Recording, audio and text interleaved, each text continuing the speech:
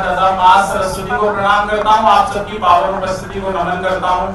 आपने मेरे स्वागत सम्मान में जो घनघोर तालियां बजाई हैं, इसके लिए मैं और मेरे होने वाले बच्चे आपके आभारी होंगे। बहुत सारे लोग तो ऐसे बैठे हैं जैसे बैठने को ही आए हों, लेकिन आज एक सौभाग्य को मैं जीना चाहता हूं। जिन लोगों के होने से दुनिया खूबसूरत है, जिनके होने से हमारी मुस्कुराहट है, इस दुनिया की मुस्कुराहट है, ऐसे हमारे चिकित्सकों की उपस्थिति को प्रणाम करता हूं। तमाम तरीके की बातें हो रही हैं, प्रबुद्ध लोग बैठे हैं, पढ़े लिखे लोग बैठे हैं, आप सबकी उपस्थिति को प्रणाम। आप ऐसे पढ़े लिखे हैं जो आकाश को छूने के बाद भी जमीन से जुड़े हुए हैं। हम कभी कई बार ऐसे पढ़े लिखे लोग मिल जाते हैं जो आकाश में रहते हैं, उनकी स्थिति खराब नहीं। अगर आप ज्यादा पढ़े लिखे आदमी से 10 भैंस खड़ी करके पूछो तो भैया कितनी भैंस खड़ी है, वो सीधा सीधा मुंडी गिन के नहीं बताएगा, वो टांगों से गिनना शुरू करेगा, फिर उसके बाद 4 से भाग देगा। और अगर गलती से भी एक टांग गिनने में कम रह गई, फिर हमें आके बताएगा भैया 9.75 भैंस।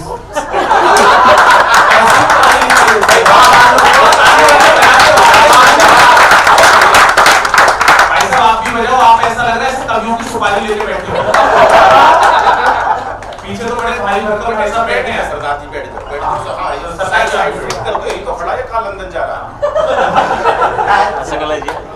स्थिति बड़ी खराब है। मैं तो शिक्षक आदमी, मैं सच बता रहा हूँ, नारी शक्ति आंदोलन में बेचारे की बीमारी चली कहाँ से आ रही। मैं तो शिक्षक आदमी, दिन बोर्ड पे लिख दिया इलेक्ट्रिसिटी, एक बच्चे को खड़ा कर दिया, मैंने कहा क्या लिखा हुआ, उसने कहा मास्टर जी इलेक्ट्रिसिटी। पूरी क्लास हंसी, पढ़ाई भी। मैंने कहा अपनी मम्मी को लेकर आना, मम्मी आप में से कोई सीधी सर्जन सी आई। मैंने कहा कि आपका लड़का इलेक्ट्रिसिटी को इलेक्ट्रिसिटी बोलता है, पूरी क्लास हंसती है, पढ़ाई नहीं हो पाती। अब मम्मी आप में से कोई थी, उन्होंने कहा मास्टर जी अभी मेरा बच्चा छोटा है, अभी इसकी कैपेसिटी भी नहीं है। मुझे समझ में आया पढ़ाई खराब है। मैं पापा के पास गया, पापा पंकज सर जैसे सीधे सर्जन, उनसे भी सीधे आ गए।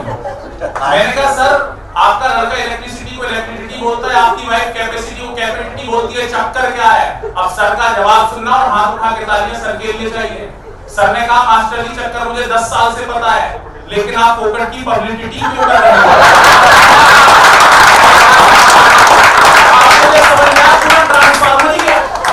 मैं पैरों पे लेट गया, मैंने कहा घर में बड़ा बुजुर्ग है, उसने कहा हाँ है, 60 साल के बाबा जी जैसे बैठे हैं, वो नहीं लिया है। मैंने कहा कि आपका पोता इलेक्ट्रिसिटी को इलेक्ट्रिसिटी बोलता है, आपके लड़के की कैपेसिटी को कैपेसिटी बोलती है, आपका लड़का पब्लिसिटी को पब्लिसिटी बोलता है, चक्कर क्या है। अब बाबा जी का उत्तर सुनना और एक एक व्यक्ति की तालियां चाहिए। बाबा जी ने कहा बेटा ये तीनों के तीनों अनपढ़ गवार जाहिल हैं, इन्होंने तो कभी यूनिवर्सिटी का मुंह नहीं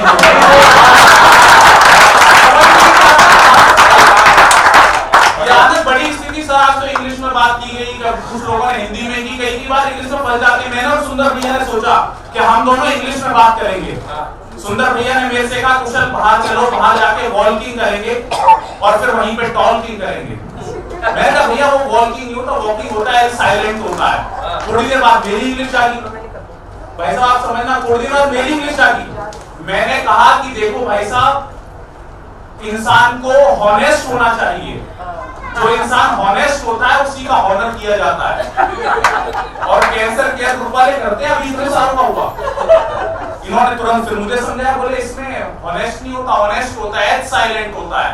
हमने कहा यार आपस में लड़ाई है, ऐसा फैसला होगा नहीं। मैं अनिल दादा के पास चला गया, मैंने कहा दादा ये मैं ऑनेस्ट को हॉनेस्ट बोल रहा हूँ, ये वॉकिंग को वॉकिंग बोल रहे हैं, चक्कर क्या है। अब दादा का उत्तर सुनना और इनके लिए तालियां बजा देना।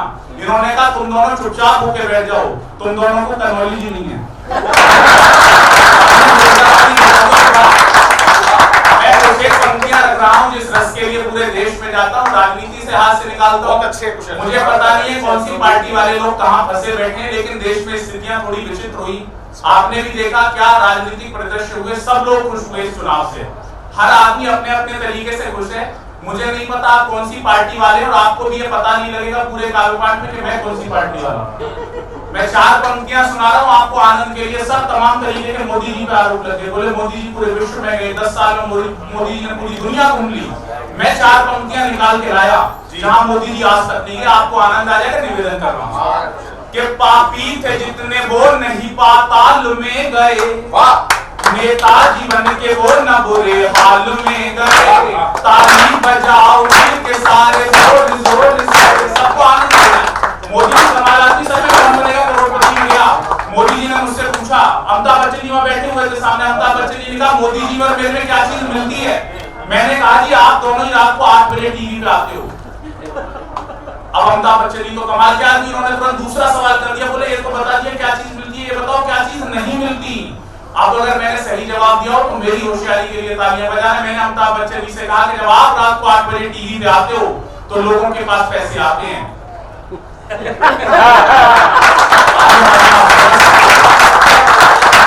मोदी जी कहा नहीं है, निवेदन कर रहा हूं 4 पंक्तियां आनंद के लिए कि पापी थे जितने वो नहीं पाताल में गए, नेताजी बन के वो न बुरे हाल में गए।